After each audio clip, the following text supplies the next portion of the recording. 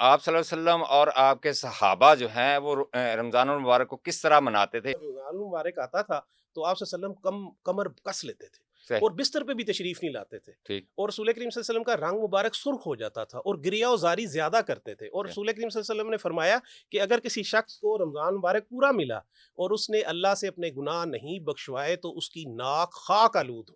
بندہ ایک بیمار ہے، اس کو کوئی ایسی بیماری لاحق ہے تو اس کے لیے روزے کے حوالے سے کیا احکامات ہیں؟ جی، اس کا کفارہ اس طرح سے عطا کریں کہ ان کو رقم دے دیں انہیں کہ یار میری جگہ پہ آپ روزہ رکھ لیں۔ سب سے پہلے تو ہماری ذمہ داری یہ ہے کہ ہمارے پاس خود ایک لسٹ ہم اپنی فہرست ہر بندہ بنا لے، اور وہ ایسے لوگوں کی بنائے جو جو مساکین حقدار ہیں ہیں، اور جو وائٹ کالرز ہیں اور صحیح، جو زبان سے نہیں کہتے، جو ہوں، حقدار ہیں۔ صحیح، یہ جن لوگوں کو ہم دے رہے ہوتے ہیں نا آسانی کی خاطر، یہ باہر لائن بنی ہے، ہوں، یقین کریں ان میں کوئی بھی حقدار نہیں ہوتی، یہ پروفیشنل بیگرز ہیں۔ رمضان مبارک ہے، کھجوریں مہنگی کر دو، صحیح، چیزیں اشیاء مہنگی کر دو، پوری دنیا میں سستی ہوتی ہیں، ادھر ہم مہنگی کر رہے ہوتے صحیح، ہیں۔ ہم رمضان کو بھی ایکسپلائٹ کر رہے ہیں جو اللہ تعالیٰ کا مہینہ ہے اور جس کا رسول کریم صلی اللہ علیہ وسلم شعبان میں استقبال شروع فرما دیتے تھے، ٹھیک، کثرت سے روزے رکھتے، فرماتے کہ یہ رمضان کی تعظیم میں ہے کہ میں شعبان میں روزے رکھ رہا صحیح، صحیح۔ ہوں، یعنی اتنا مقام ہے اور ہم اس مہینے کو بھی ایکسپلائٹ کر رہے ہیں۔ بسم اللہ الرحمن الرحیم، میں ہوں انور حسین سمرا، آپ سمرا اسٹاک دیکھ رہے ہیں۔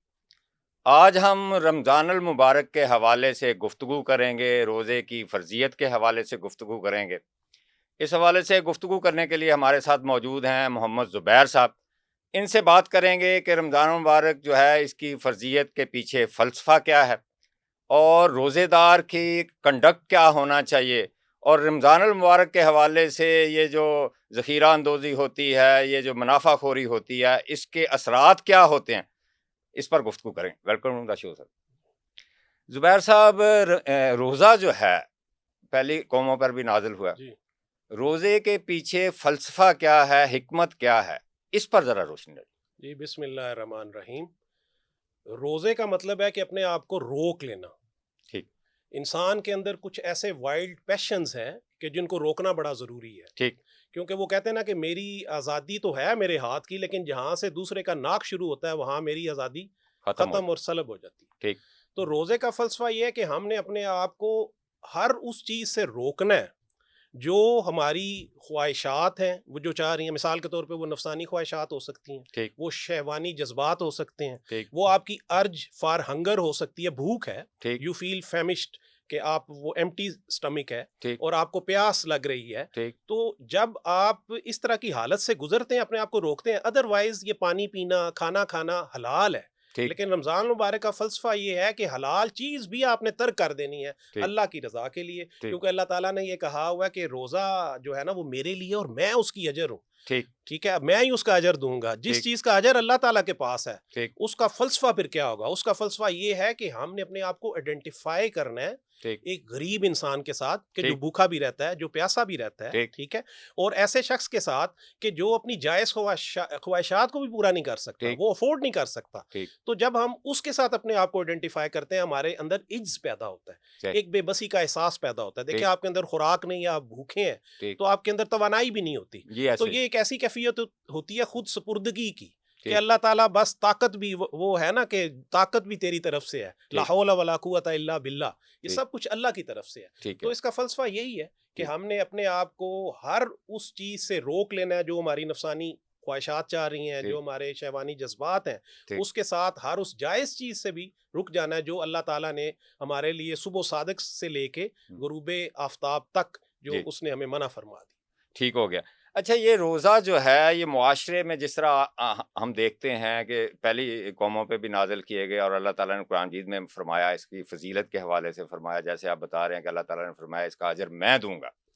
تو موجودہ حالات میں کیا ہم اس سے درس کیا لے سکتے ہیں؟ جس طرح دیکھیں نا، غربت ہے، بے روزگاری ہے، لوگوں میں نفسا نفسی ہے، کرائم ریٹ بہت زیادہ بڑھ گیا ہے، باقی بہت سارے مسائل ہیں، معاشی مسائل ہیں، سماجی مسائل ہیں، معاشرتی مسائل ہیں، ان میں کس طرح ہمیں یہ درس دیتا ہے؟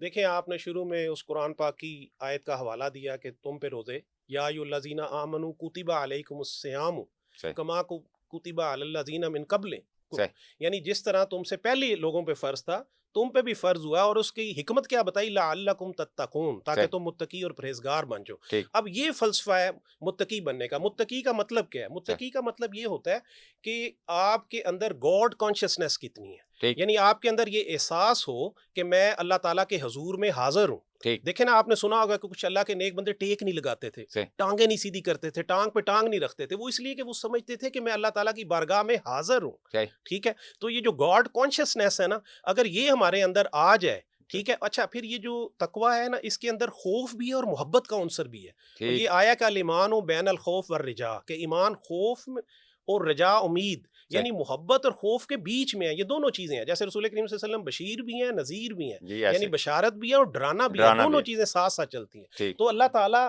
ہمیں یہ چاہتے ہیں کہ ہم متقی ہو جائیں اور ہم کانشیس ہو جائیں کہ اللہ تعالیٰ ہمیں دیکھ رہا ہے. ٹھیک جب ہم یہ کانشیس ہو جائیں گے کہ اللہ تعالیٰ ہمیں دیکھ رہا ہے، تو اللہ تعالیٰ یہ دیکھ رہا ہے کہ یہ اپنے بھائی کے ساتھ کیسا سلوک کر رہا ہے. ٹھیک ساری خدائی ہے کنبہ خدا کا. ٹھیک جب ہم سارا سمجھیں کہ یہ پوری خدائی ایک خاندان ہے، ایک کنبہ ہے، اور گاڈ ہمارا، میں اس کو میٹافوریکلی کہہ رہا ہوں کہ جیسے صحیح فادر ہوتا ہے صحیح آپ کا، خود باپ ہوتا ہے سب سے صحیح بڑا، تو وہ دیکھ رہا ہے کہ ایک بھائی دوسرے کے ساتھ کیسا سلوک کر رہا ہے. ٹھیک ٹھیک ہے، دینے والا میں ہوں. ٹھیک صحیح ہے، اور میں نے کہا ہے کہ یہ لو بھائی، یہ میں نے تمہیں رزق دیا. ایک ہوتا ہے رزق مرزوق، ایک ہوتا ہے رزق مملوک. صحیح رزق مرزوق یہ ہے کہ 2 وقت کا میں نے کھانا ہے، صحیح لیکن رزق مملوک وہ ہے کہ دوسروں کا ہڑپ کر کے میں بیٹھا ہوں، اور صحیح اپنے وقت پہ وہ بھی نکل جائے گا. کبھی صحیح وہ کوئی ہم بیمار ہوں گے تو ڈاکٹر کے پاس چلا جائے گا، ٹھیک کبھی وکیل کی فیس میں چلا جائے گا، صحیح کبھی ہم پلمبر کو دے دیں گے.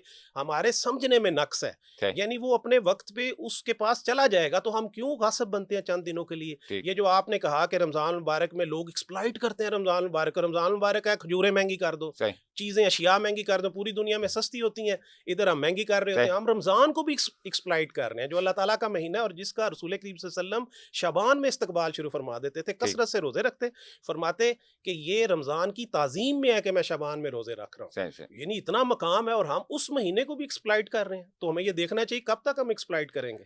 اچھا زبیر صاحب آپ نے ابھی بات کی حضور صلی اللہ علیہ وسلم اس کا اہتمام کرتے تھے آپ صلی اللہ علیہ وسلم اور آپ کے صحابہ جو ہیں وہ رمضان المبارک کو کس طرح مناتے تھے اس پر ذرا روشنی ڈالیے جی، پہلے سب سے پہلے تو یہ ہے کہ اسلام بڑا نیچرل، کیونکہ فطرت کے قریب ہے نا، صحیح تو یہ شوقس نہیں دیتا. ٹھیک یکدم روزے رمضان کے نہیں رکھنا شروع کرتے تھے، ٹھیک شعبان سے ہی رکھنا شروع کر دیتے. بلکہ سبحان ام اللہ المومنین حضرت ام سلمہ فرماتی کہ رسول کریم صلی اللہ علیہ وسلم کئی دفعہ تو یہ ہوتا تھا کہ شعبان کے روزے رمضان سے ملا دیتے تھے. اور ایک سبحان روایت اللہ یہ ہے کہ آخر میں آ کے آپ ذرا روزے کم کر دیں تاکہ آپ کے اندر قوت اور توانائی ہو. پھر رسول کریم صلی اللہ علیہ وسلم نے ایک دفعہ شعبان کی آخری تاریخ تھی تو صحیح صحابہ کے پاس آئے اور انہیں فرمایا کہ کوئی چیز جو ہے وہ ہمارے استقبال کر رہی ہے اور یا پھر ہم اس کا استقبال کر رہے ہیں. صحیح تو صحابہ نے کہا جی کیا؟ حضرت عمر فاروق نے کہا کیا کوئی بھئی اللہ کی نازل ہونے والی ہے صحیح یا ہم کسی دشمن کے مقابل آنے والے ہیں کہ آپ اس طرح کی بات کر رہے ہیں؟ آپ صلی اللہ علیہ وسلم نے فرمایا کہ ایسی کوئی بات نہیں ہے. ٹھیک رمضان مبارک کا مہینہ آنے والا ہے ٹھیک اور یہ اتنا بابرکت مہینہ ہے کہ اس کی پہلی رات کو ہی تمام گناہ لوگوں کے معاف کر دیے جاتے ہیں. صحیح اچھا، اللہ تعالیٰ نے نا اس میں بڑی آسانی رکھی ہے. مثلا اس میں یہ فرمایا کہ اگر آپ کسی روزہ دار کا روزہ کھلوائیں نا، صحیح اور صحابہ نے کہا جی ہم اگر نہیں استطاعت رکھتے صحیح تو پھر آپ صلی اللہ علیہ وسلم نے فرمایا کہ بے شک کھجور سے کھلوا دو، ایک صحیح چھہارے سے کھلوا دو، صحیح پانی کے ایک گھونٹ سے کھلوا دو، دودھ سے. اگر یہ عمل کرو گے تو تمہارے سارے گناہ معاف ہو جائیں گے. صحیح اب ہم نے اس افطار کے عمل کو بھی ایک سٹیٹس سمبل بنا رہی ہے. اب افطار ڈنرز ہوتے ہیں. یہ یعنی افسوسناک ہے یہ افسوسناک ہے. روزے کا سارا مقصد فوت ہو جاتا ہے. روزہ ہم نے کھلوانا تھا کسی مسکین بندے کا، کسی نمانے بندے کا، صحیح کہ جس کا روزہ کھلوائیں وہ بھی خوش ہو اور اس کے پاس استطاعت نہ ہو، صحیح تو یہ تو ثواب والی بات ہے. یا ٹھیک آپ اپنے اعزا اقارب کا کر سکتے ہیں کیونکہ صلہ رحمی کا حکم ہے. صحیح لیکن یہ جو آپ لوگوں کے افطار ڈنر کرتے ہیں، اچھا صحیح لوگوں کی نمازیں ضائع کرتے ہیں. جس صحیح دن آپ افطار ڈنر پہ جائیں آپ کو تجربہ ہوگا، اس دن آپ کی جو تراویح کی نماز ہے وہ بھی رہ وہ جاتی بھی ہے رہ جاتی ہے. تو ایسی عبادت کا کیا فائدہ؟ صحیح تو رسول کریم صلی اللہ علیہ وسلم تو اس طرح مناتے تھے کہ حضرت عائشہ صدیقہ فرماتی ہیں کہ جب رمضان المبارک آتا تھا تو آپ صلی اللہ علیہ وسلم کمر کس لیتے تھے صحیح اور بستر پہ بھی تشریف نہیں لاتے تھے. ٹھیک اور رسول کریم صلی اللہ علیہ وسلم کا رنگ مبارک سرخ ہو جاتا تھا اور گریا و زاری زیادہ کرتے تھے. اور صحیح رسول کریم صلی اللہ علیہ وسلم نے فرمایا کہ اگر کسی شخص کو رمضان مبارک پورا ملا اور اس نے اللہ سے اپنے گناہ نہیں بخشوائے تو اس کی ناک خاک آلود ہو. صحیح اب صحابہ کرام تو اس طرح کرتے تھے کہ شعبان میں ہی صدقہ خیرات اور زکوٰۃ کیوں ہم شعبان میں دیتے ہیں؟ صحابہ کرام اس لیے دیتے تھے، وہ کہتے تھے کہ یار جو غریب لوگ ہیں، جو مساکین ہیں، ان کے پاس بھی چلو کچھ چلا جائے گا تو وہ رمضان مبارک اپنا اچھے طریقے سے گزار لیں گے. جی تو ٹھیک یہ ہمیں بھی سوچنا چاہیے اپنے ارد گرد دیکھ کے. اچھا زبیر صاحب یہ یعنی کہا یہ جا رہا ہے آپ اس پہ ذرا روشنی ڈالیے گا کہ کیا کھجور سے روزہ کھولنا زیادہ فضیلت والا عمل ہے یا کسی بھی چیز سے روزہ کھولا جا سکتا ہے؟ یہ بڑا ٹرینڈ ہے اور کھجوریں بھی مہنگی ہو جاتی ہیں جی آپ کو جی، کھجور جو ہے وہ رسول کریم صلی اللہ علیہ وسلم کی سنت بھی ہے. ठीक है ये सुन्नत है। जी सुन्नत है। और अगर खजूर ना हो तो फिर चुहारे से भी खोल सकते हैं, और अगर वो ना हो तो पानी से भी खोला जा सकता है। ठीक, यानी कोई कदगन नहीं है। ठीक, लेकिन ये है कि रसूल करीम सल्लल्लाहु अलैहि वसल्लम की चूंकि सुन्नत है, आप सल्लल्लाहु अलैहि वसल्लम की अदा है, सही, तो अगर हम तो इस नीयत से करें कि आका करीम सल्लल्लाहु अलैहि वसल्लम ने ऐसे किया, फिर ठीक, तो सवाब है। लेकिन अगर हम इसको फैशन बना लें, महंगी से महंगी खजूरें लाएं, उसमें सादगी का अंसर मफकूद हो जाए, तो सही। बेचारा कोई और किसी की इफ्तारी करना भी चाहता है तो दिखावा वो ज़्यादा दिखावा नज़र हो हो जाए। जाए, सही, तो ये तो उसकी रूह के खिलाफ है। सही। रोजे में तो अपने आप को रोकना है दिखलावे से, रियाकारी से, झूठ से, गीबत से। अच्छा ये भी बताना बड़ा जरूरी है कि सही, रसूल करीम सल्लल्लाहु अलैहि वसल्लम ने फरमाया कि कुछ लोग ऐसे हैं कि रोजा जब वो रखते हैं तो उन्हें सिवाय भूख के कुछ नहीं मिलता, क्योंकि वो झूठ अच्छा, बोलते हैं, गीबत। अच्छा रोजा सिर्फ फाका कशी का नाम नहीं है, पूरे हाँ, वजूद का रोजा है, आपकी आंखों का भी रोजा है। सही। आपने आंखों से भी कोई ऐसी चीज नहीं देखी, आपकी ज़ुबान का भी रोज़ा है। जुबान का, कानों का। जैसे वो हजरत ईसा अलैहि सलाम ने कहा था ना कि सी not evil, hmm, think not evil, speak not evil, listen not evil, then सही, you will not do evil. सही, तो ये हवासे खमसा के जो चैनल्स हैं ना, सही, जब इससे बुराई आती है ना, तो सही, वो आपको गजा फराहम आपके नफ्स को करती है, सही। तो वो नफसानी ख्वाहिशात को बढ़ाती है। जब आप इसके रास्ते बंद कर देंगे, हुँ। मसदूद कर देंगे, तो फिर आप अल्लाह को याद करेंगे, तो फिर उसका असर होगा। अच्छा ज़ुबैर साहब, अगर आप बंदा एक बीमार है, उसको कोई ऐसी बीमारी लाहिक है, तो उसके लिए रोज़े के हवाले से क्या जी, अहकामात हैं? बीमार के लिए, मुसाफ़िर के लिए, कोई ज़ईफ़ आदमी है, जान का ख़तरा है, ठीक, तो वो रोज़ा छोड़ सकता है। ठीक। लेकिन उसके लिए उनको ये चाहिए कि वो फिर किसी और को अपनी कफ़ारा अदा करें? जी, उसका कफ़ारा इस तरह से अता करें कि उनको रकम दे दें उन्हें कि यार मेरी जगह पे आप रोज़ा रख लें। अच्छा वो उनकी जगह पे रोज़ा रखेंगे तो सवाब उनको भी मिल जाएगा, रोज़ा ठीक, उनका अदा हो जाएगा, ठीक, साथ उसका रोज़ा ज़ाया नहीं जाएगा। अच्छा ठीक, ये भी ठीक। बताना बड़ा ज़रूरी है, कुछ लोग जब रोज़ा किसी के घर इफ्तार करते हैं, स तो वो ये समझते हैं कि शायद इसको सवाब मिल जाएगा, अपनी खजूर लेके आते हैं। जी, तो जी। ये बड़ा डिसकर्टियस भी है, सही, और ऐसी कोई बात नहीं। हदीस शरीफ में है कि रसूल करीम सल्लल्लाहु अलैहि वसल्लम ने फरमाया कि उसको तो सवाब मिलेगा जिसने रोज़ा खुलवाया, और जिसने खोला उसको भी उतना ही सवाब मिलेगा, उसके माशाअल्लाह, सवाब में कोई कमी नहीं बाकी सुबहान है। अल्लाह। अच्छा नॉर्मली देखा गया रोज़ेदार के कंडक्ट के हवाले से आपने ज़रा कम्प्रिहेंसिव बताना है कि हम रोज़ेदार होते हैं, सड़क पे लड़ाइयाँ भी हो रही हैं, जाली चीज़ें भी बेचे जा रहे हैं, झूठ भी बोले जा रहे हैं, चक्कर भी दिए जा रहे हैं, गीबत भी किए जा रहे हैं।